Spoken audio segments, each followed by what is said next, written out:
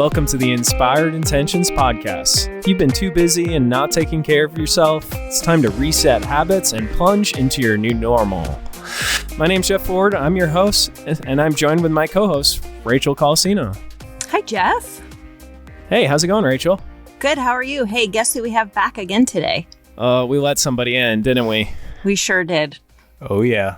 Hi, Alan. Hey, everyone. What's up, Alan? Nice to see you here. Yeah, of course. Good to be here.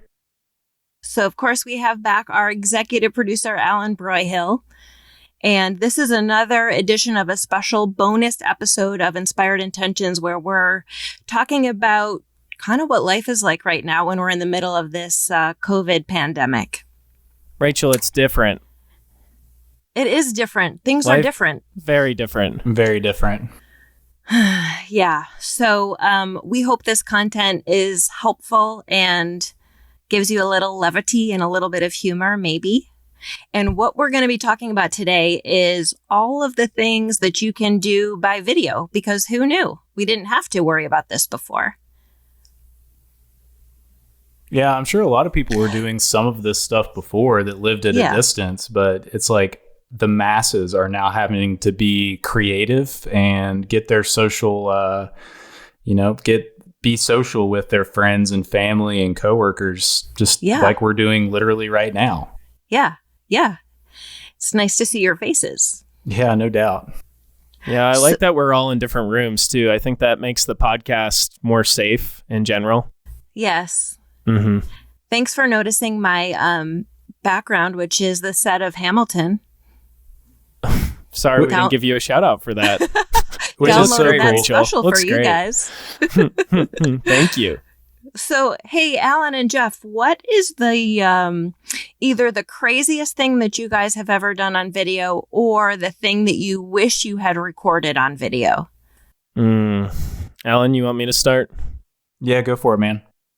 Well, I'm a crazy person in general, so there should be a video that just follows me around. But what's coming to mind for me is when I was 7 years old, I was in a park, and it was like one of those like monumental parks. So not like a kid's park, like a, historic park. You guys following? Mm-hmm. Yes. Yeah. And so I was hanging out with my other 7 and 8 year old friends, and I started to walk across one of these monuments. But this monument had like a staircase down to it. So if you were to walk across it and stumble, you would actually fall down into the staircase. So I was fearless at that age. Now I'm not. And I remember walking across because my friends had dared me. And then I had actually slipped. And I fell 10 feet down on my head. And I wish I could have videoed it because the drop was pretty insane. And nobody believed I had fell directly on my head. There was no hospital visit, nothing. Moral of the story, I've got a very hard head, and we should have gotten it on video. That could have been some like America's Funniest Home Video footage. Yeah, from back in the day, for real. Mm-hmm. Mm-hmm. That's pretty crazy. So yeah, I wish I would have gotten that on video. And there's other stories, but we only have 20 minutes today. Yeah. How about you have anything, Alan? I was just thinking about it.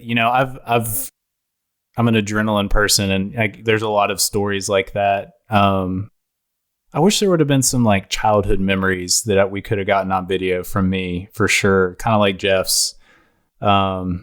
I don't think I used to do a lot of like martial arts demo stuff. And we used to have these demos that we would do where we would like break flaming boards and all kinds of stuff. Oh, that's cool. Like flames. Yeah, like bed of nails, like bending spears on your throat, stuff like that. I wish we would have videoed some of that. How old were you when you were doing that? I think I started the martial arts stuff when I was really young, but that stuff was like, I don't know, I was probably 14-ish. Did you still have a beard back then? No, there was like No it was beard? like a sprig here, maybe a sprig there. I think I started with the mustache first. I see you as like a 9-year-old child with like a belt, nunchucks, and a light beard coming in. Like a just little goatee style. Yeah. Yep, and like one of those fly fishing vests with all the pockets. I actually used to have one of those. I did. Of course. The light tan. Yeah. Okay. I wish I would have got that stuff on video. That'd been cool. What about you, Rachel? I think almost like you, some childhood memories that I wish I had videos of. This isn't something that I wish that had happened, but my husband and I got married right at the end of VHS cassettes. Oh. So our wedding video is actually on a VHS cassette. I had it transferred to a DVD, but You can do that? yeah. Yeah, it's super easy. easy. Yes. Yeah. Oh, Alan would know. Okay, Alan. Of course it's super easy.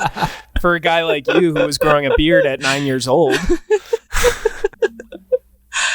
Okay. So what we're talking about today, and this is actually a really great example because one of the things I think that can happen with this social distancing is that people are feeling lonely, and I am enjoying our time together. So let's get into some of the ways that you can use video chats, not just for things like podcasts, but just as ways to not feel so lonely. Mm-hmm. Crucial right now. Yeah. One of the things that I've actually been doing is my cousins and I do a video chat. Typically it's about once a quarter, but we've been doing it more frequently, and we all downloaded an app, which is a game that you can play kind of simultaneously against each other, but we can all, be talking about it while we're together on the video chat. So that's something that's been kind of neat that we wouldn't have done before. It's called Ticket to Ride. Oh, Ticket to Ride. That's like a board game too in real life. Yeah. Oh, cool. Yeah, I was just pointing out that we're not in real life right now. Doesn't feel like it. No, not at all. How is that a pretty complex game? No, it's not. Every turn, there's only 2 or 3 things that you can do. So I hadn't played it before, but my other cousin had, and it was really easy to learn. How would you rate your skill level since you've been doing all these calls? Those calls also involve some drinks, so I don't know. Adult beverages. And just to stay on that too, I think, something that I've seen my parents been doing is a lot of happy hours. Mm-hmm. We're doing a staff happy hour and this Friday, and we're going to probably try to keep that going.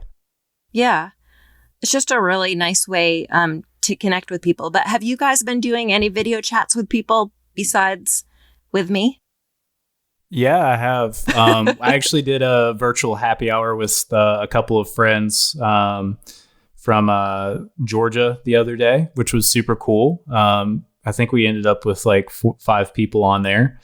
Me and Rachel, we did this the other day, but I showed them how to make drinks of a certain kind while we were on video chat to give everybody like a little spice up. If they don't know one thing and they have it in their fridge, they can use it.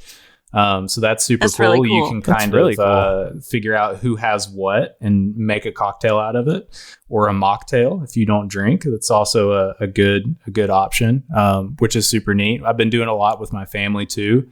We're kind of spaced out, so we're used to video chatting, but more so now than ever. What about you, Jeff?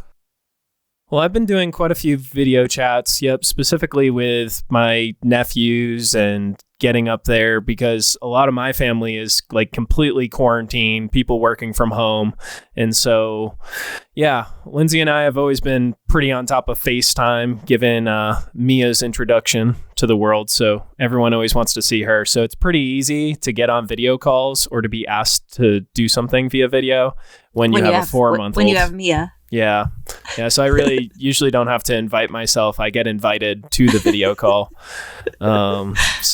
Yeah, it's definitely been a change of pace, but I still can see where I wish some of my family members were a little bit more technologically inclined, because it's difficult to figure out Zoom and to figure out Google Hangouts. And so I think that's some of the good that could come from this is people learn to use a different way of communicating, and video being one of those strategies. Yeah, my mom is not very technologically savvy, and she's been figuring it out. She's been doing a really great job. So she volunteers her time as a docent at a local museum, which is closed. But she had a meeting by Zoom yesterday that she was really excited to be able to see all of the other volunteers. And then her book club, which normally meets at the local library, has been doing their meetings by Zoom too. So she's really she's getting on top of it, which is great. That's dope. Yeah. That's really cool. Which of you in our notes for this show wrote down baby picture guessing game? Oh, that's actually more of an idea from Ann Johnston. So our director of guest services. Our very own Leslie Knope. Yeah, so she had this idea for our staff happy hour to basically throw up baby pictures, not like throw them up out of a mouth or anything like that, but like put them on the actual chat and use this as like a team building activity. So we haven't executed on it yet, but now since we're talking about it on the podcast, we should follow through. Seems like something that would be really fun. That's really cool. And then you have to guess who the baby is. Yeah, I think it'd be pretty tough because we all change. We look differently. Yeah. Except Alan. Except for Alan. His would be easy. I already gave it away earlier in this episode. No, when I was a baby, I was a very big baby. I had a triple chin. It's real easy to pick out. Triple chin. Oh, yeah. That's real. We should include that in the show notes. That would be epic. We need to do that. Or we can just not talk about it ever again. I just shared that with the world. It's okay. You're going to get fan mail once we post that picture. Yeah. We're really trying to get into this behind the scenes stuff, dude. Yeah, I know. That's what this is for. Yep. And of course, we would be remiss if we didn't mention the virtual workouts, of course, which we've been doing through Skyterra.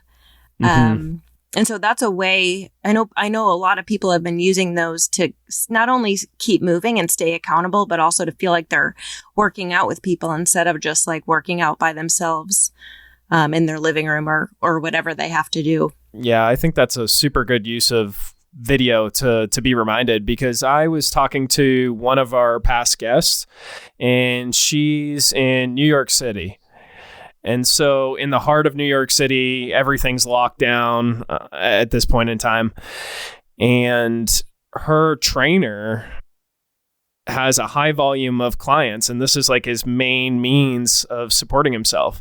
So he's transferred his whole business to doing FaceTime or Zoom calls, and he shortened the sessions from an hour closer to 30 minutes.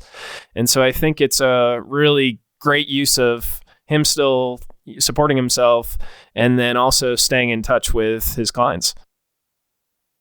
Yeah, that's great for him. And it's also really beneficial for clients, because when you work with a trainer, the benefit of that is that you have someone to make sure that you're getting the work done and to watch your form and that kind of thing. So I'm sure some people feel like that's lost, but being able to at least connect with someone by video. And I haven't done it yet, but I can think about doing like more of a buddy workout with somebody. So like buddy workouts are really helpful from an accountability perspective. So this would be like you do 5 burpees and then the other person does 5 burpees. And if you don't like burpees, probably choose a different exercise. Yeah. But it could be, or maybe you need to do them. Maybe you do need to do them. That's a good point. Yeah. And there's only so much cardio you can get in, say, like 100 square foot apartment building. That's right. Like someone on this call might be dealing with. That said, though, you could pick, hey, we're going to do 100 squats you do 10, your other friend does 10, and then, hey, we're going to do 100 push-ups, you do 10, your friend does 10. So I think that'd be a really simple way to spend 10 to 15 minutes with someone, and then the other 10 to 15 minutes start, chatting it up. Yeah, I like that. Nice. Something that I've been doing, I have a friend who is a theater professor at your alma mater, Jeff. She's a professor at Clemson. Oh, cool. And so, of course, Clemson is out for the semester. She's doing some distance classes, but something she's done is put together every Thursday night. She has either, I think they're probably former students or actors that she's worked with in the past. She gets them together on a Zoom call and they do play reading. Oh, wow. So you can tune in and it's, of course, absolutely free and you can watch a play. And I like to know the behind the scenes stuff. So she said what they do is they pick out a new playwright and they'll practice. They'll run all the way through the play just before the call. And then they'll, log back onto the call. They'll do it. And then after everybody's logged out, they have like a happy hour together to kind of celebrate after the show. But I've been actually attending those with one of my friends. I sent the link to her and we both watch it at the same time. So it's kind of neat. That's really neat. Yeah, that is cool. Yeah. Rachel sent me a link and I got to watch one of them and it was pretty fun. So everyone's like actually acting it out? Yeah. So they're kind of like the three of us are right now. They're in like their little Zoom box. And then there is a director who reads the stage directions. So like if I were to walk off stage, then the director would let you know that. And the actors can really just focus on like what they're actually saying and not what they're doing. It's pretty neat. Are they holding a script or is this all memorized? They're that good. It is not memorized, but you can't see the script. So I don't know how they do that. Yeah. It's probably just below their camera or their Spark Notes. Yeah. Yeah, that's true. Yeah. They should do some behind the scenes stuff so we can get more info. Yeah, I like to know that kind of stuff. And then speaking of behind the scenes, I know I've been looking online. Several museums have been doing tours for free. Zoos have been doing tours. So I know my niece and nephew have been looking at the Cincinnati Zoo. I believe they have an animal online every day at 3:00. So that's sweet. That's neat. Yeah. I hope it's not the tiger with COVID. How did that tiger get a COVID test, by the way? I heard it was the first animal who's gotten it. But I don't think it was the same test that we're using with like adults and people who might feel like they have it. Okay. But it's a confirmed case. And I do not think we should over video someone who's dealing with that, even if it is a lion, tiger. No. Yeah. No. Yeah. No. But that's cool. Are all different animals at like 3:00? Yeah. Wow. Yeah. So just really neat stuff going on. Have you guys been partaking in any of that? Animal watching? Or just any of the cultural events that are happening online? Ellen, have you? You're pretty cultural. No, I really haven't. Nothing, no tours or anything like that. The one thing that I've been partaking in is doing board games via calls. So I got the idea from a friend of mine, and a favorite board game and I'm giving a shout out here to my family via me is Catan. Have you guys heard of that? It's called Settlers of Catan. I'm not cultural enough to have heard of that game. It's a really cool board game. It won the Oscar for board games. There's like an Oscars for board games every single year. Is that televised? I don't know. Probably not. And it's like a super strategic board game. You can play it with a bunch of players. They actually set a world record in 2015 for like most players playing same board game at one time. But traditionally, Alan, quick question. Are there any other useless facts that you know that you could share with our listeners right now?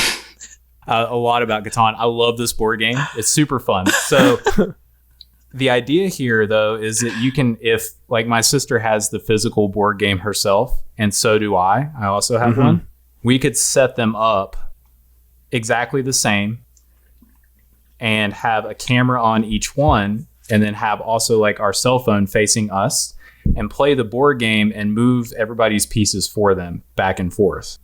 Oh, that's cool. So even if it's not something you can find online, then you can do that. I mean, pretty simply, honestly. You just need a computer and a phone. So that's in the works to do that. Another family board game night, which would be super cool. That's not the board game from Parks and Rec, was it? It might be, actually. I think I saw that somewhere. There was a couple years back that it was like a big thing for the Green Bay Packers, I think, to play. It's like it's a strategic thing, and it's a very like team building, bonding type of board game. Oh, that's cool. I think it was on Parks and Rec, though. Okay. So that's the other show that I have a lot of references to. So exciting. That in The Office. Yes. Alan, what about your fishing tournament? Yeah, as a lot of at least my coworkers know, and a lot of my friends, I help run a nonprofit organization that we run a fishing tournament every year, and it's like, we had to cancel that just for this whole situation as well. It was supposed to be the weekend after Mother's Day in May. Oh. So it's one of those things that you postpone till next year, unfortunately. And we had like 120 participants this year, which was going to be super cool. But we're still thinking about ways that we can take the whole nonprofit is to benefit fisheries and people that take care of wildlife and things like that. And like, we're still trying to figure out ways, even though we had to cancel this, to still benefit those fisheries and people, and still benefit all the people that signed up for it all at the same time. And we're kind of working through all the details of that right now, but there's going to be some super cool stuff. And I know there's a lot of places and a lot of nonprofits that hold events out there that are rely solely on funds that are like donated. That it's very important for us to still, if those type of places are doing things, to get involved and be involved, because it's a fun thing to do, but also still giving back. Yeah, now more than ever. Yeah. No doubt. So one other thing I wanted to mention was, I know that our listeners know that we record this podcast ahead of time, and we're actually recording this tonight at sundown is the first night of Passover, which is, for my family, our biggest holiday. And normally we're together. This is the one time that everybody's kind of together. So we are doing tonight not a virtual Seder, which I was trying to convince my dad that we should do, but that's a lot of work to do it virtually. But we're going to do just all of my whole family's going to get on a call tonight and just at least be able to see each other. So it's not ideal, but at least we're staying connected. And that's, again, how this video can help. You're making it work, Rachel. You and your That's entire right. family. It's a great That's right. example. What are you guys thinking about? Are you gonna reschedule later on to get together for the holiday, or will this count in entirety? If it were up to me, I would say I don't want this to count, because my mom makes really delicious matzo ball soup. Oh, I love matzo ball soup. Yes. Ellen, you like all types of food. You do not discriminate when it comes to food. That's the one thing I know about you. 100%. But matzo ball soup is... Have you had matzo ball soup, Jeff? I have not. I'm a very particular eater, and I'm very sensitive, as you know. So those Yes. two things make it difficult to try new foods. Mm-hmm. Okay. But you would like this. You should at least give it a try. Well, if I give it a try, I will let our listeners know. Maybe when I see you guys again, I can make you some matzo ball soup. Oh, that'd be cool. Yes. Now we're starting to create the plan. Okay, guys. Any other tips that you have for our listeners? Yeah, I think what we just did. Yeah. Which is plan to do fun things and hold to those plans when all of this is over. these times, I mean, it makes you realize like how important community, family, and doing things together, like those people that are chronic like bailers might not bail quite as much now. Mm-hmm. Yeah. So Yeah. make plans, stick to them, look forward to the future. Yeah, I think that's a great tip. Just think about all the things that you are going to do, plan them out, have great conversations with your friends, try to adapt with what we're dealing with, and just know that video, you can do just about anything. Yeah. It's the best thing for right now. Especially when your background can be behind the scenes of Hamlet. Hamilton. Good try. Is it? I thought you said Hamlet. It's not Hamilton. Hamilton. Oh. And I told you I wasn't cultural. Jeff, I'll get you a background for next week. Okay, I'll hold you to it. Make it something cool though, something that matches my personality. So remember, sensitive and particular. Challenge accepted. Okay, guys. The Inspired Intentions podcast is a production of Skyterra Wellness Retreat. Special thanks to our executive producer, Alan Broyhill. Send us your questions and comments to inspiredintentions@skyterrawellness.com. Subscribe on iTunes and everywhere podcasts can be found. If someone you know might benefit from this podcast, share Inspired Intentions with them and give us a 5-star rating. Join us next week as we cut through the unrealistic noise on diets and fitness and show you how healthy living fits seamlessly into your already busy life. Thanks for listening.